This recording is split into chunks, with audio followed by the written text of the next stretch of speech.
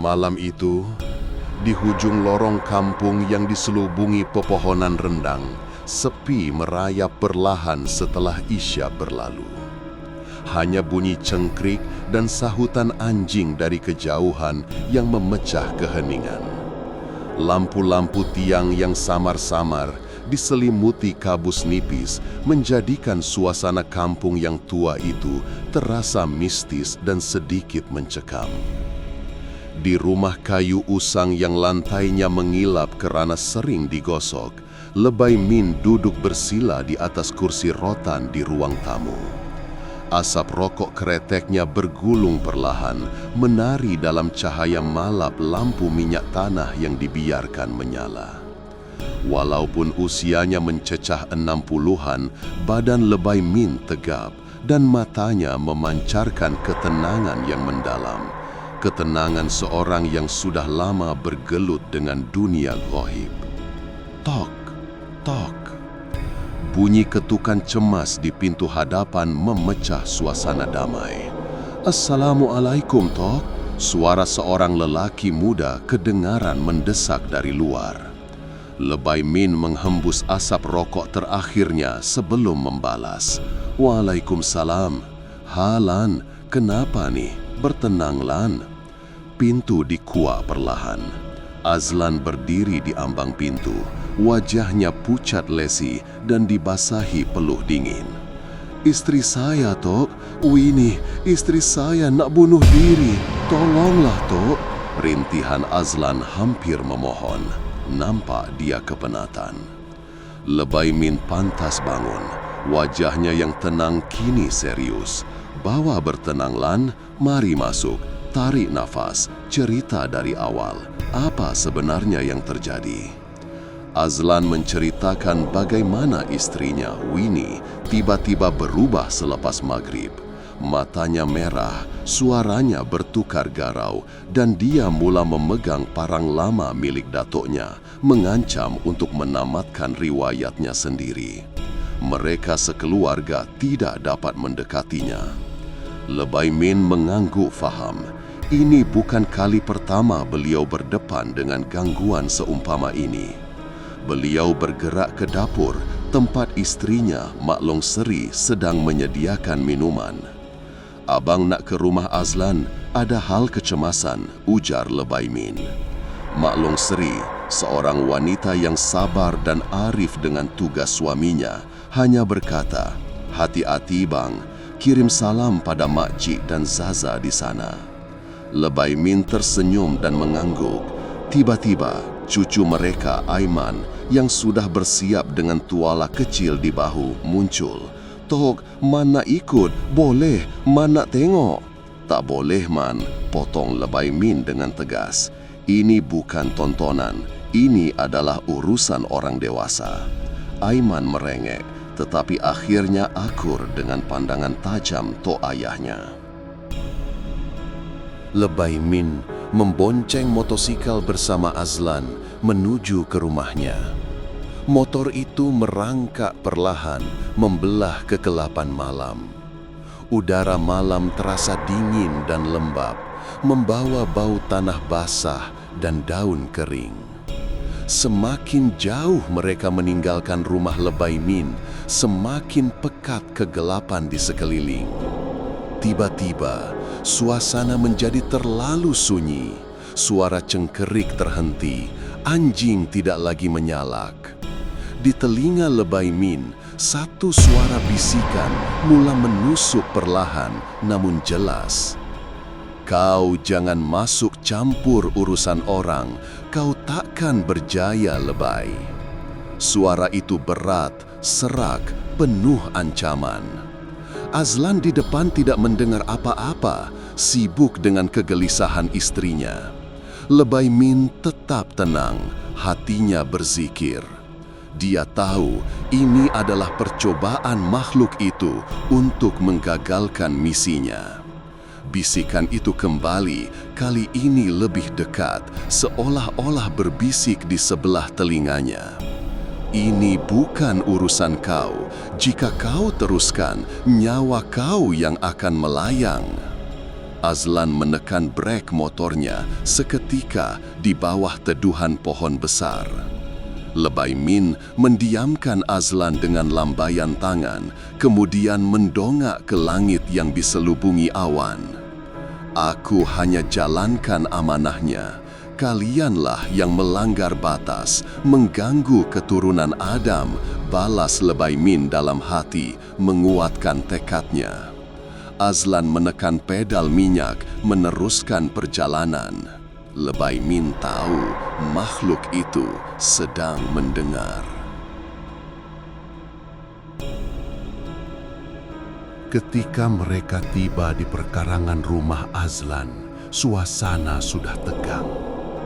Di ruang tamu, kelihatan Winnie, istri Azlan, berdiri dengan rambut mengerbang, memegang parang tua dengan erat. Di sekelilingnya, Zaza, adik ipar Azlan, dan ibu mertua Azlan, Mak Cik, berdiri kaku, menangis ketakutan. Winnie tertawa sinis apabila melihat Lebay Min dan Azlan. "Siapa yang berani rapat, aku bunuh!" kata Winnie. Namun, suara yang keluar adalah suara garau dan asing, penuh kekasaran. Lebay Min, Azlan, Winnie, Zaza, dan ibu mertua Azlan, seramai 5 orang, berada di dalam bilik itu, diselubungi ketegangan. Lebay Min mengisyaratkan kepada semua agar bertenang. Beliau coba mencari Hela. Beliau perlahan-lahan melangkah ke sisi, coba mengalihkan perhatian makhluk itu agar beliau dapat merampas parang. Tiba-tiba, Winnie menempik dengan kuat ke arah Lebay Min.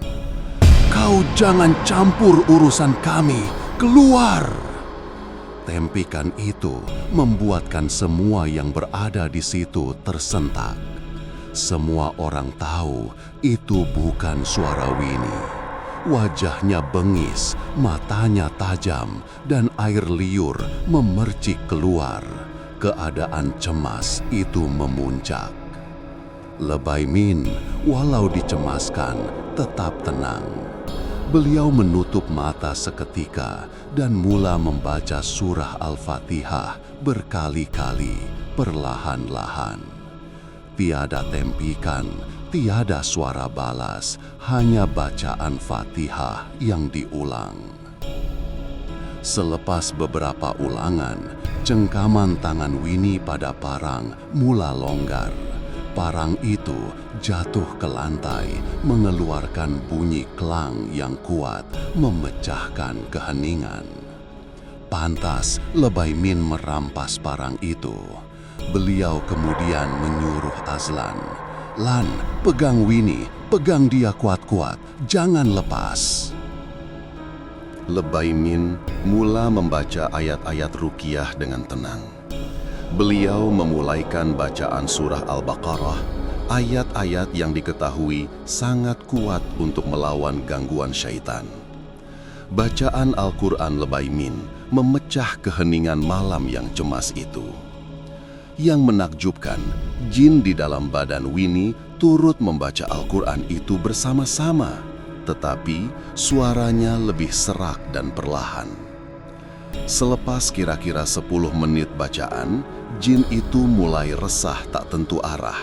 Winnie meronta-ronta di dalam pegangan Azlan. "Berhenti, jangan teruskan, aku tak tahan, panas, panas, aduh!" jerit jin itu melalui mulut Winnie. Lebay Min berhenti membaca sebentar. "Kau ini siapa?" tanyanya dengan suara mendatar. Jin itu tetap berdegil dan tidak menjawab sambil menggeleng kepala. Lebay Min meneruskan bacaan surah Al-Baqarah sehingga sampai pada ayat 102. Ini adalah ayat yang sering digunakan dalam perobatan Islam. Akhirnya, jin itu menggigil keletihan. Badannya rebah di pegangan Azlan, tetapi matanya masih memancarkan sifat degil.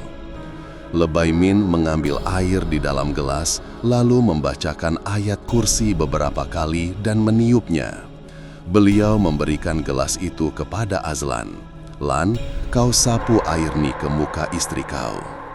Sebaik sahaja Azlan menyentuh air itu ke dahi Winnie, Winnie menjerit ngeri.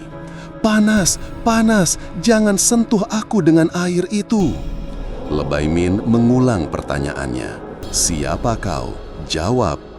Setelah meronta sebentar, jin itu berkata perlahan, suaranya lemah. "Aku adalah penjaga anak ini," dengan nada angkuh. Lebaimin terperanjat namun tetap tenang.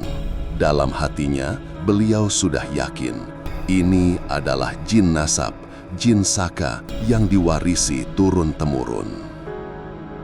Jam menunjukkan pukul 12:27 tengah malam. Lebaimin memandang Winnie yang kelihatan amat letih, dengan air mata dan peluh bercampur di wajahnya. Beliau kasihan dengan penderitaan Winnie. Kebiasaan orang yang dirasuk, tubuh mereka keletihan. Winnie dalam separa sedar merayu pada suaminya. "Tolong bang, saya penat. Tolong bang," sambil tangannya yang bergerak tak tentu arah. Lebaimin menyeru jin itu supaya keluar. Beliau membaca, "Hasbunallahu wa ni'mal wakil." Cukup Allah sebaik-baik penjaga dan penolong bagi kami. Kami manusia tak perlukan kau. Cukuplah Allah sebagai penjaga kami. Keluarlah, seru Lebaimin. Jin itu menjawab dengan nada yang amat perlahan. "Tidak." Semua terdiam seketika. Suasana menjadi sunyi kembali, seolah-olah menunggu keputusan akhir. Azlan yang masih memegang istrinya berbisik kepada Lebaimin. "Macam mana toh?" Lebaimin hanya mengangkat tangan, memberi isyarat nanti dulu. Kemudian Lebaimin memegang parang tua yang dirampasnya tadi. Beliau membaca ayat kursi berulang kali pada parang itu. Jin itu kembali menjerit kesakitan. Lebaimin memberi amaran terakhir. "Kau nak keluar cara baik atau kau mau mati dihancurkan dengan kalamullah ini?" Ternyata jin itu bersembunyi di parang tua itu. Lebaimin hanya tenang. Beliau arif benar dalam masalah begini. Jin itu akhirnya memutuskan untuk keluar. "Baik, baik Tok, jangan baca lagi. Saya sakit, saya keluar, tolong bantu saya keluar." "Alhamdulillah," Lebaimin ucapkan di dalam hatinya. Lalu, Lebaimin menyuruh jin itu mengikut bacaannya. "Dengan nama Allah yang Maha Pengasih lagi Maha Penyayang, aku memutuskan perjanjian daripada keturunan ini dan berjanji tidak akan mengganggu keturunan ini lagi." Bacaan ini dituruti oleh jin tersebut. Agak lama untuk mengikutnya, katanya penjaga, tetapi hendak sebut nama Allah pun susah. Setelah jin itu mengulangi janji itu perlahan-lahan, ia pun keluar. Winnie pingsan. Tidak lama kemudian, Winnie terbatuk-batuk, badannya lemah, tetapi matanya kembali normal. Lebaimin mematahkan mata parang tua itu. Kemudian beliau mengumpulkan parang yang patah itu bersama dengan tangkal-tangkal yang terdapat pada sarung parang itu dan membakarnya di halaman rumah Azlan. Api menjulang tinggi, diikuti dengan bau hangit yang kuat. Winnie telah sedar kembali. Dia kelihatan sangat letih, tidak mengingati apa yang berlaku. "Tok, nak balik ke?" tanya Azlan. Lebaimin hanya tersenyum dan mengangguk. "Lan, suruh istri kau banyakkan ibadah, baca Al-Quran dan perbanyakkan solawat. Kau dan istri wajib baca ke semua surah Al-Baqarah setiap hari, Lebay Min menitipkan pesan. Azlan menjawab, kalau saya buka bacaan di telepon bimbit, handphone saja boleh tok. Lebay Min memandang Azlan dengan pandangan tajam, tetapi tetap senyum. Ikut apa yang aku suruh tadi, jangan bantah. Ada aku suruh kau dengar di telepon bimbit? Azlan tersengih. Maaf tok, faham. Dah, hantar aku balik lan. Nanti maklum kau risau, jangan lupa pesan aku. Baik tok, jawab Azlan patuh. Di sebalik kepenatan yang merayap, suasana malam itu kembali tenang. Hanya bunyi serangga kembali terdengar, seolah-olah tiada apa yang berlaku. Lebay Min pulang dengan senyuman, meninggalkan ketenangan yang baru bertapak di rumah Azlan.